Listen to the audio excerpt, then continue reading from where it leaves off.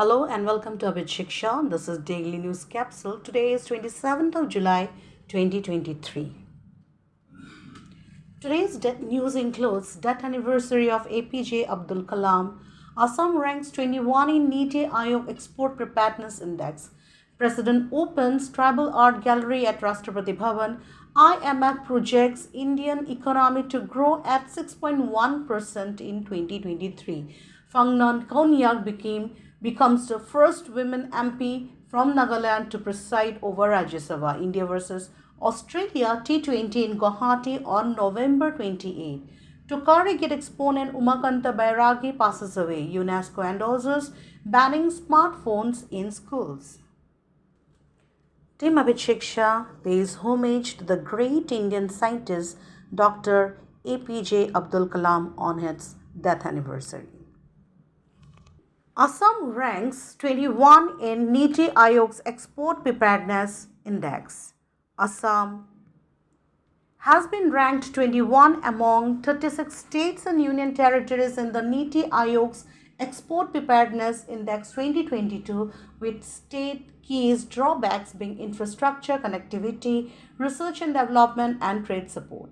The state scored 43.91, which is lower than country's average 46.56, which starkly pointed to disparity in the export preparedness among regions.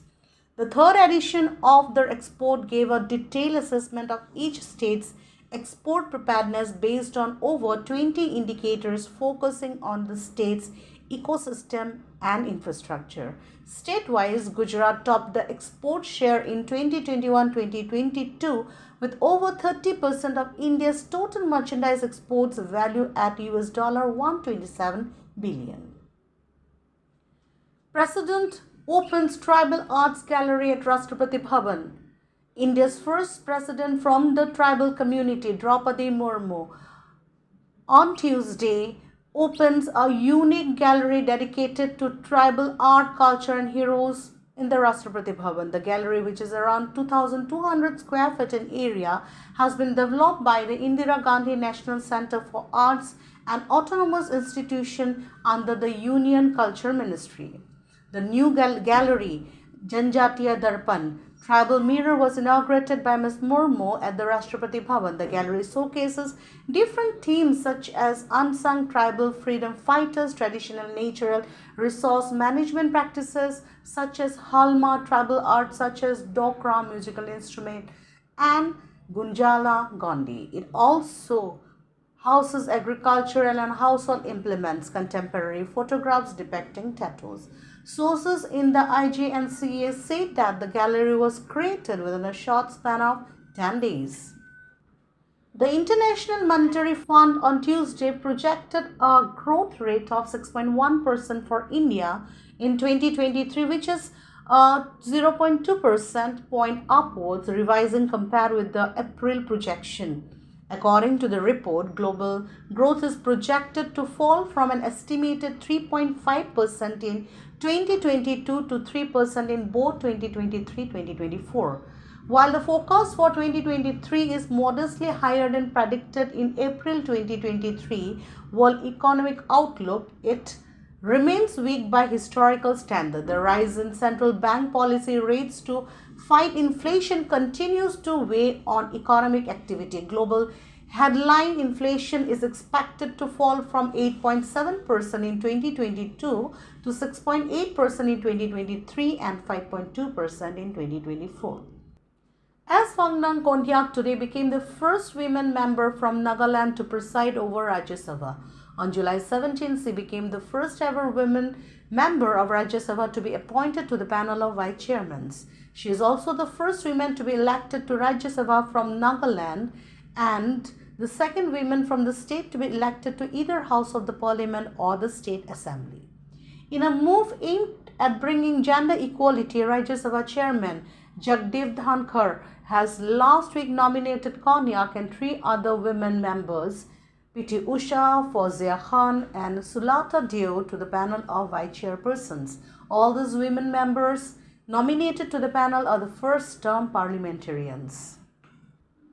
Guwahati to host the T20 International between India and Australia on November 28. Guwahati will be hosting this as the third T20 International between India and Australia. As per the picture, the ACS Stadium in Barsapara here will hold the third T20 International. Sangeet Natak Academy awardee and exponent of Tokari Geet Umakanta Bairagi passed away at his Kanchannagar Hengrabari residence in the morning today. He was 81. He lives behind his wife, a son and a daughter besides a host of relatives. Born in Dibrugarh, Bairagi had dedicated his entire life in popularizing and enriching Assamic folk songs, tradition and culture in the state. He was deeply into music from his early childhood and later got recognized as a popular artist of All India Radio Dibrugarh Center. He had a number of folk song albums to his credit. He had also imparted training on Tokari Geet in different parts of the state during his lifetime. UNESCO endorses banning smartphones in schools. The United Nations Education, Scientific, Cultural Organization, UNESCO, has warned against an uncritical rush towards embrace of digital products in educational settings, noting that there is a little robust evidence on digital technologies added value in education and that a lot of evidence comes from those who are trying to sell it. The UN's body Global Education Monitoring Report 2023 titled Technology in Education, a tool on whose terms has endorsed banning smartphones in schools in situations where technology integration does not improve learning or if it worsens student well-being. It highlighted that mere proximity to a mobile device was found to distract students and to have a negative impact on learning in 14 countries, yet less than 1 in 4 have banned smartphone use in schools. Thank you. To get the PDF of today's news analysis, please follow our Telegram channel. The link is given in the description box.